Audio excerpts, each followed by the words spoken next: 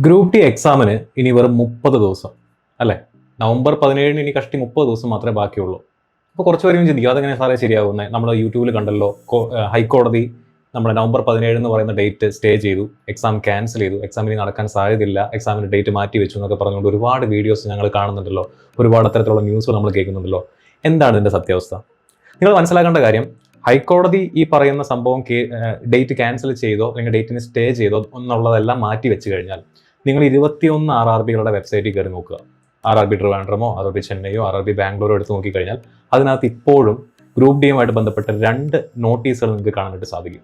ഒന്ന്, നവംബർ 17 മുതൽ ഡിസംബർ അവസാനം വരെ ഞങ്ങൾ RRB group D exam conduct ചെയ്യുമെന്ന് പറഞ്ഞുകൊണ്ടുള്ള ടെൻറ്റേറ്റീവ് ഡേറ്റിന്റെ നോട്ടീസ്. 2, നിങ്ങളുടെ അപ്ലിക്കേഷൻ സ്റ്റാറ്റസുമായിട്ട് ബന്ധപ്പെട്ടുള്ള നോട്ടീസ്.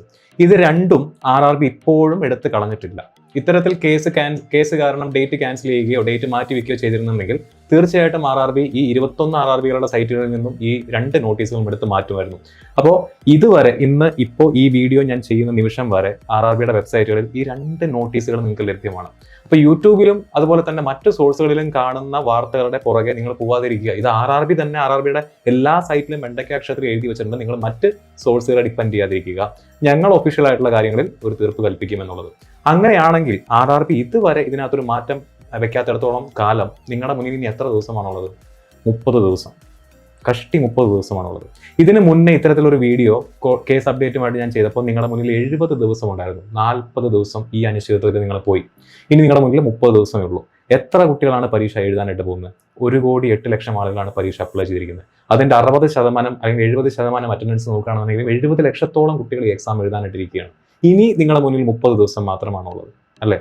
ഈ കേസിൽ ഈ ഡേറ്റ് മാറ്റി വെക്കുമോ അല്ലെങ്കിൽ ITI ആയിരിക്കോ 10th ആയിരിക്കോ ക്വാളിഫിക്കേഷൻ തുടങ്ങിയ കാര്യങ്ങളിലൊക്കെ ഇനി തീർപ്പ് കൽപ്പിക്കാൻ പോകുന്നത് ഒക്ടോബർ 30-ാം തീയതിയാണ്. ഒക്ടോബർ 30-ന് അനുകൂലമായിട്ടുള്ള ഒരു വിധിയാണ് വരുന്നതെന്നുണ്ടെങ്കിൽ ഒന്ന് ആലോചിച്ച് നോക്കുക, നിങ്ങളുടെ മുന്നിൽ 17 ദിവസം മാത്രം. ഒക്ടോബർ 30-ന് പ്രതികൂലമായിട്ടോ അല്ലെങ്കിൽ ഒക്ടോബർ 30-ന്റെ ഹിയറിംഗ് ഈ പറഞ്ഞ പോലെ നീട്ടി വെക്കുകയോ ചെയ്ത് കഴിഞ്ഞാൽ നിങ്ങൾക്ക് അപ്പോൾ കുറച്ച് ദിവസം പഠിക്കാൻ കൂടുതലും കിട്ടും. അപ്പോൾ ഇത്തരത്തിൽ ഞാൻ എപ്പോഴും പറയുന്ന പോലെ ഇത്തരത്തിലുള്ള കാര്യങ്ങളുടെ പുറകെ സമയം കളയാതിരിക്കുക. നിങ്ങളുടെ മുന്നിൽ നിന്ന് ദിവസങ്ങൾ, മണിക്കൂറുകൾ, വിലപ്പെട്ട സമയം കൊഴിഞ്ഞു പോയിക്കൊണ്ടിരിക്കുകയാണ്. എല്ലാവരും ഉഷാറായിട്ട് പഠിക്കുക. ഇതുവരെയും പഠിച്ചു തുടങ്ങാത്തവർ, റിവൈസ് ചെയ്ത് തുടങ്ങാത്തവരൊക്കെ നമ്മുടെ റിവിഷൻ എക്സ്പ്രസ് സീരീസിന്റെ ഫ്രീ സ്റ്റഡി മെറ്റീരിയൽസും അതുപോലെ തന്നെ ക്വിസുകളും ക്ലാസ്സുകളും എല്ലാം കണ്ട് എത്രയും പെട്ടെന്ന് ഉഷാറായിട്ട് പഠിച്ച് കോമ്പറ്റീഷനിലേക്ക് തിരിച്ചു വരിക. കേസിന്റെ പുറകെ പോവാതിരിക്കുക.